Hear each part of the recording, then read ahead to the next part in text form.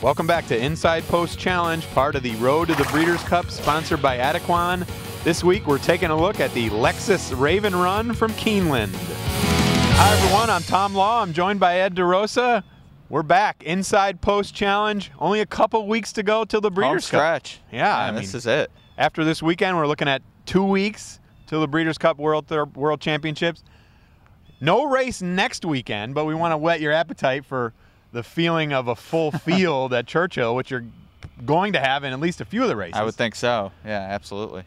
So we have a nice appetizer here in the Lexus Raven Run, one of the last graded stakes of the Keeneland Fall Meet. There's still a few more left, but they drew a field of 14 in here. Big field. Going 7 furlongs on the poly track. 3-year-old fillies. Great chance for a lot of these fillies to get some black type, get that graded stakes win, graded stakes placing. Obviously, a lot of the conditioners and owners in this race are thinking the same thing. Ed, what do you think? I think it's a very evenly matched field. I wrote the preview for thoroughbredtimes.com, and one of the things I noticed and said is I think you're just going to have fillies coming from every direction turning for home. There's speed, there's pressers, there's closers, something for everyone, synthetic form, dirt form, pedigrees to look at. You know, for a race restricted to 3-year-old fillies going 7 furlongs this late in the year, I think it's a great race. Yeah, making their Keeneland 2010 debut in here. James Bond, jockey Chantel Sutherland, Kitty in a Tizzy. That's who I'm looking at. Oh, yeah? Actually, she ran second last time out. She's 8-1 on the line. She ran second last time out to Biofuel.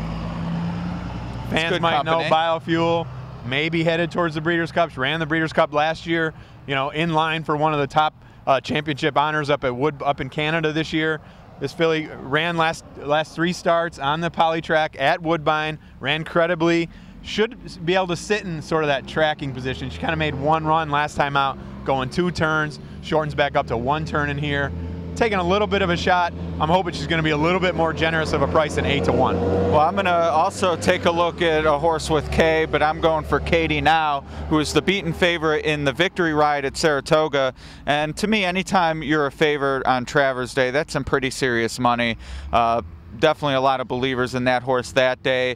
I thought it was impossible to close in the sprints. We've sort of read about the biases at Churchill and talked about them over the summer on the turf, but I thought the 1-turn races offered those sometimes as well. And she just never really got going in the stretch. I think she can get going at the Keeneland stretch. I expect her to be running late. There's pace in the race. Katie Now's my pick on top. You actually mentioned her being able to get running in the stretch at Keeneland.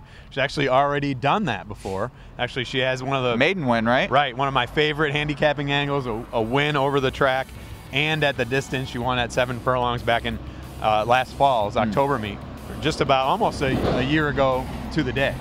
All right, well, we'll celebrate with a win, hopefully.